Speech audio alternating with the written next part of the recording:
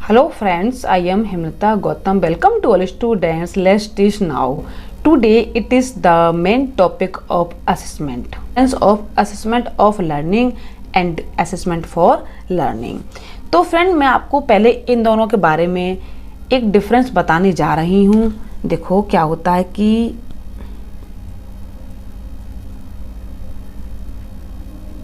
what is the difference? What is the difference? Assessment of learning and assessment, है ना, assessment for learning, for learning।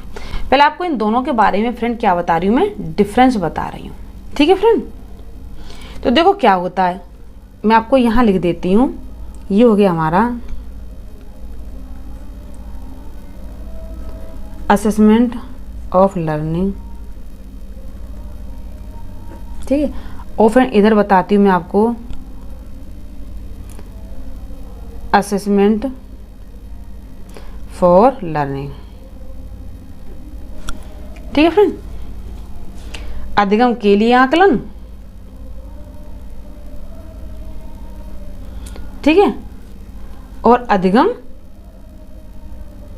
का आकलन।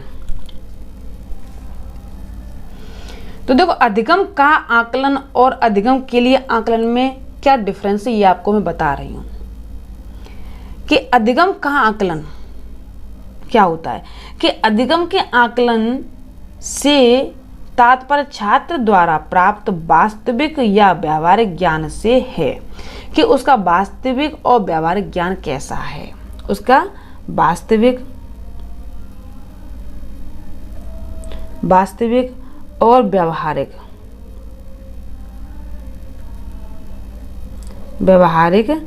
ज्ञान कैसा है। जो विद्यालय किससे, विद्यालय से, है ना, जो विद्यालय किससे, और समुदाय से एवं समाज आदि से सीखता है, आदि स्थानों से सीखता है।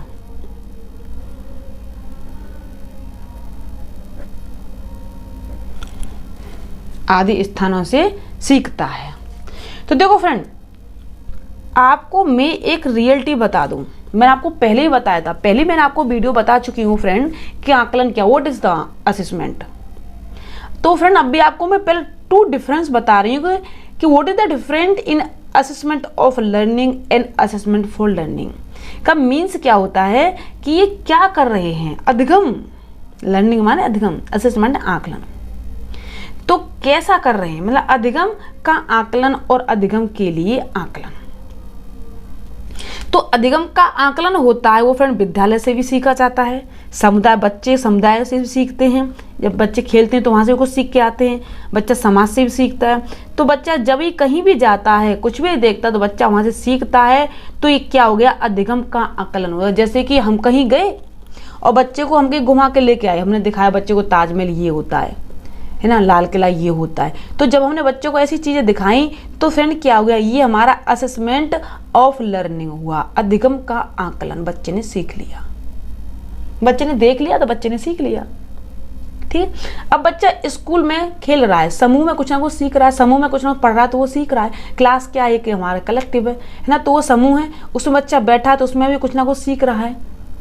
ठीक है, तो ये एक समुदाय से बच्चा सीखता है, समाज से बच्चा सीखता है। जब बच्चा समाज में बैठता है, खेलता है, अभी दोस्त के यहाँ जाता है तो वहाँ से बच्चा कुछ ना कुछ सीखता है। तो ये सब सीखना उसका किस में आता है फ्रेंड, असेसमेंट ऑफ लर्निंग में आता है।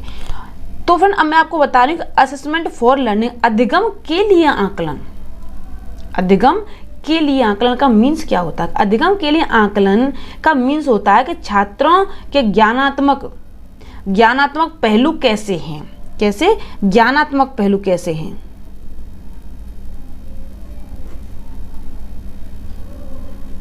पहलू कैसे हैं,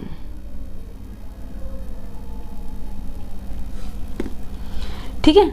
और इन पहलुओं की जानकारी के अभाव में पाठ्यक्रम का निर्माण तथा उन्हें सरल और सहज माध्यम से कैसे प्राप्त होता है या कैसे हम उसको प्रदान करते हैं। तो देखो, बच्चे को कितना ज्ञान है, अधिगम के लिए आकलन का मीन्स होता है कि पहले बच्चे को कुछ ना कुछ ज्ञान है,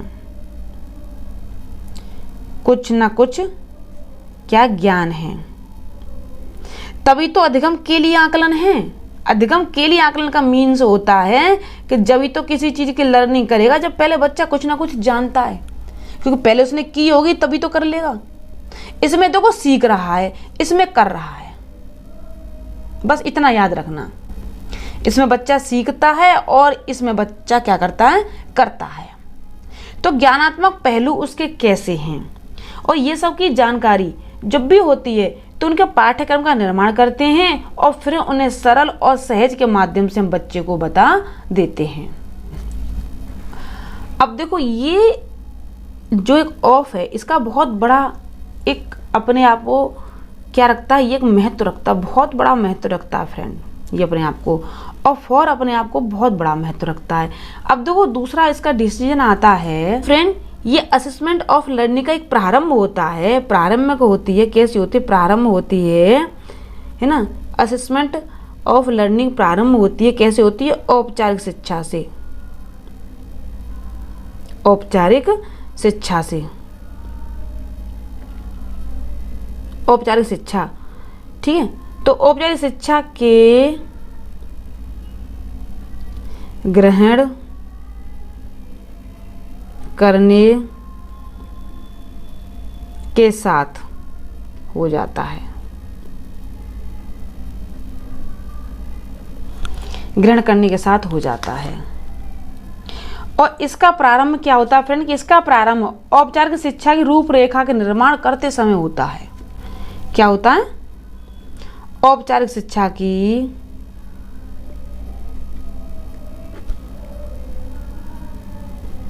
औपचारिक शिक्षा की रूपरेखा, रूपरेखा ना निर्माण करते समय, निर्माण करते समय हो जाता है, हो जाता है। अब देखो इसमें क्या होता है, यह छात्रों को सैद्धांतिक ज्ञान का उपयोग व्यावहारिक जीवन में कैसे करना है इसकी शिक्षा प्रदान करता है। कैसे करता है कि इसका सैद्धांतिक जो होता है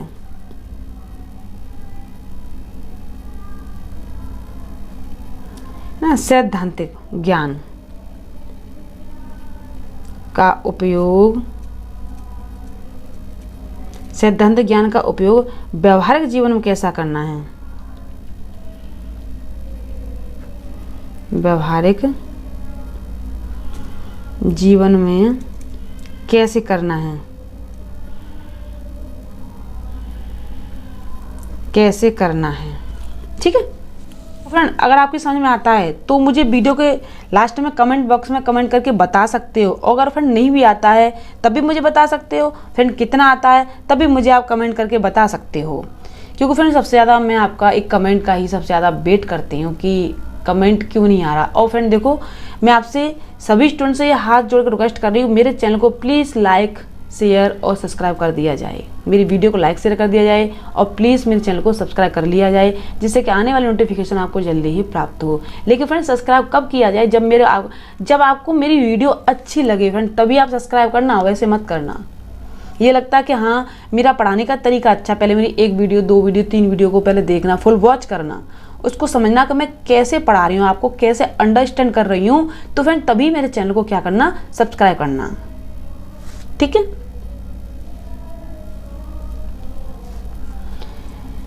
अब देखो फ्रेंड इसमें क्या होता है, इसमें मनोवैज्ञानिक अनुसंधानकर्ता और छात्रों के ज्ञान को महत्व न देकर जो सभी के हित में होता है उन शिक्षण विधियों का क्या करते हैं, इसमें निर्माण करते हैं।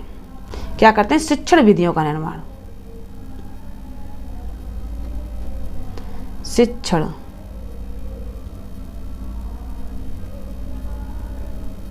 शिक्षण विधियों का निर्माण। वैज्ञानिक या अनुसंधानकर्ता छात्रों के ज्ञान को महत्व न देकर, मतलब छात्रों के ज्ञान को महत्व नहीं देते कि छात्र ने कितना ज्ञान प्राप्त किया, छात्रों के ज्ञान को महत्व न देकर वो शिक्षण विधियों का निर्माण करते हैं। सबसे पहले शिक्षण विधियां क्या होती हैं, तो फ्रेंड ये वीडियो मैं आपके लिए अलग से बनाऊंगी, तो फ्रेंड आप सभी को मैं तभी इसकी डिटेल्स बताऊंगी भी, क्योंकि मेरी वीडियो बहुत लेंदी हो जाती हैं। मैं समझाते समझाते यही परेशान रहती हूँ कि पता नहीं स्टूडेंटों समझ में, पता नहीं बच्चों को समझ में आएगा या नहीं आएगा, पता नहीं मेरा तरीका कैसा है समझाने का, मुझे तो नहीं पता चलता है, लेकिन मैं अपनी तरफ से पूरी कोशिश करती हूँ आपको अंडरस्टैंड करने की। अब देखो, इसमें जो हमारा आकलन होता है ये व्यक्ति को साक्षर होने के साथ ज्ञानी भी प्रदान करता है। मतलब कहने का मतलब ये है कि इसमें बच्चे को नॉलेज होती है, इसमें बच्चे को क्या होती है, नॉलेज होती है, इसमें बच्चों को क्या होती है, फिर नॉलेज होती है। आगे बता रही हूँ आपको। इसमें क्या होता है कि इसका आकलन कोई भी व्यक्ति कर सकता है, कोई भी व्यक्ति कर सकता है ना, कोई भी। भाई जब बच्चा क्लास में बैठा है तो कोई भी उससे पूछ सकता है, कोई व्यक्ति कर सकता है। इसमें साक्षर निरक्षर का भेद नहीं होता, ना डायरेक्ट ना इनडायरेक्ट। बच्चा कभी भी कहीं भी सीख सकता है, विद्यालय में सीख सकता है, समुदाय में सीख सकता है और फिर समाज में भी सीख सकता है। इसका आकलन वास्तव में छात्रों के द्वारा सामाजिक गतिविधियों के भाग लेने, समस्या को समाधान करने के लिए किया जाता है। जब बच्चा को ज्ञान पैदा होगा, बच्चे को जब नॉलेज होगी, तो बच्चा फ्रेंड क्या करेगा, समस्याओं को सॉल्व करेगा, समस्याओं को सॉल्व करेगा। ठीक है। इसके अंतर्गत छात्रों को सामाजिक, है ना, छात्रों को सामाजिक, इसके अंतर्गत छात्रों को सामाजिक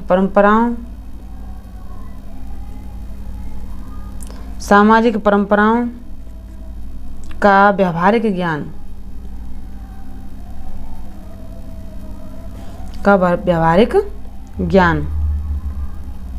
है ना,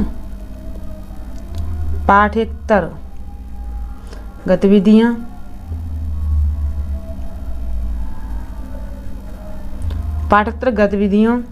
ठीक है, के माध्यम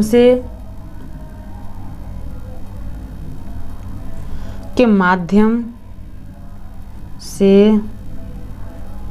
स्वतः ही प्राप्त हो जाता है।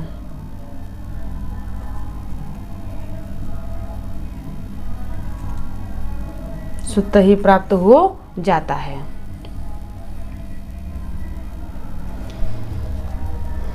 तो फ्रेंड इसमें भी देखो कुछ भी नहीं है, क्या करता है कि फ्रेंड जब ज्ञान प्राप्त करेगा बच्चा तो सारी समस्याओं को क्या कर देगा, वो सॉल्व करेगा। और सामाजिक परंपराओं का व्यावहारिक ज्ञान है ना, पाठ्येतर, जब बच्चा पाठ पढ़ता है, किसी चीज का अध्ययन करता है, तो वास्तव में से गतिविधियों के माध्यम से ही स्वतः ही ये सारी चीजें उसको प्राप्त हो जाती हैं। ठीक है। अब क्या होता है, छात्रों के द्वारा समाज के प्रति किया गया आचरण। अब देखो छात्र समाज में कैसा आचरण कर रहे हैं, छात्र का कैसा आचरण है,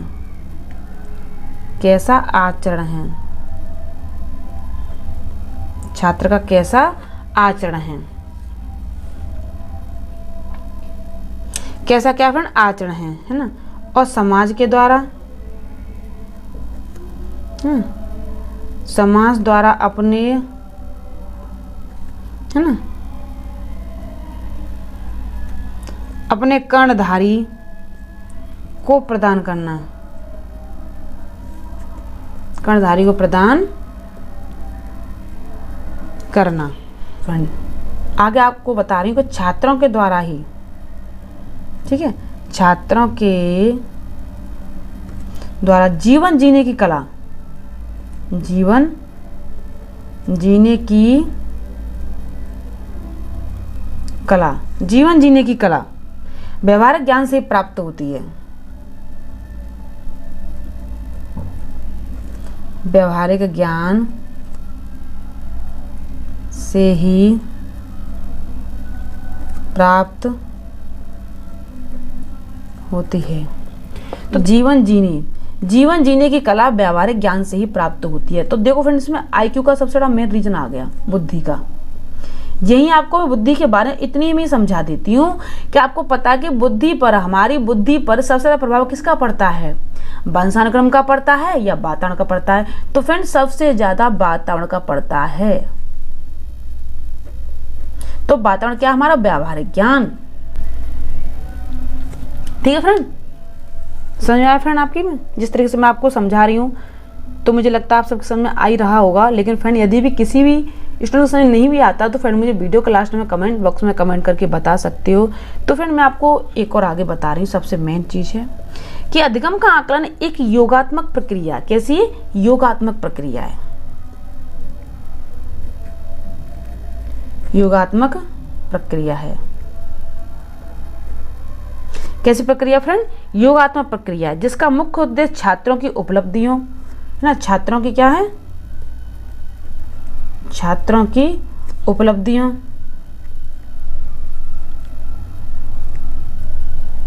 छात्रों की उपलब्धियों, ठीक है, को प्रमाणित करना,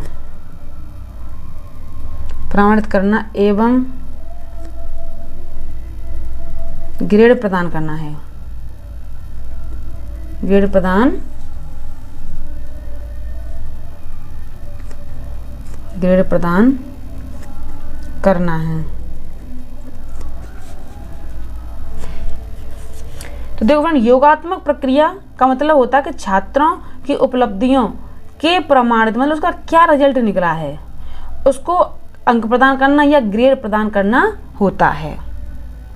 ठीक है। अब देखो, अधिगम का आकलन में अधिगम और शिक्षण प्रक्रियाओं के अंत में आकलन की सूचनाओं को सम्मिलित कर लिया जाता है।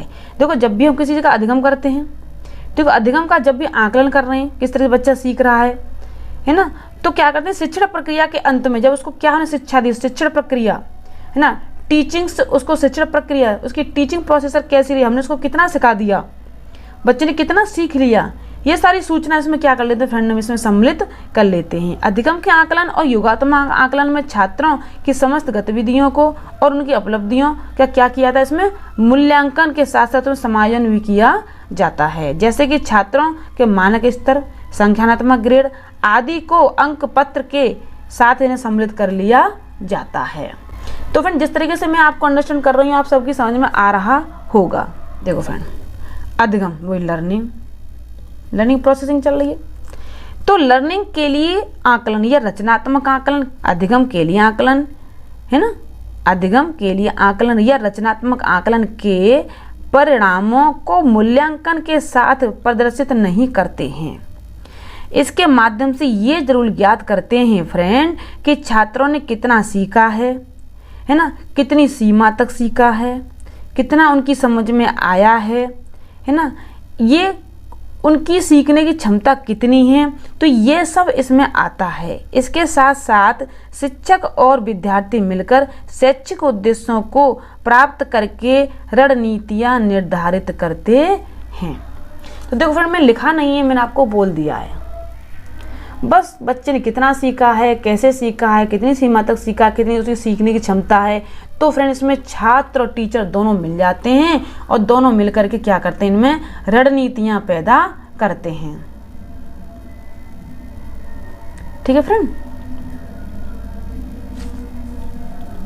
अब देखो फ्रेंड, आगे और देख लो थोड़ा सा कि अधिगम के लिए आकलन का प्राथमिक कार्य छात्रों को पृष्ठ पोषण प्रदान करना है। वही फीडबैक वाली बात, फीडबैक कैसा दिया जा रहा है बच्चे को और टीचर भी, ठीक है।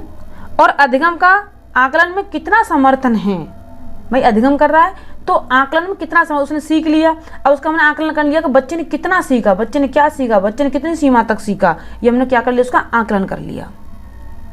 इसके लिए शिक्षक, है ना, भिन्न भिन्न प्रकार के उनको ग्रेड देता है और गतिविधियों के माध्यम से क्या करवाता है, उनको प्रयोग भी करवाता है।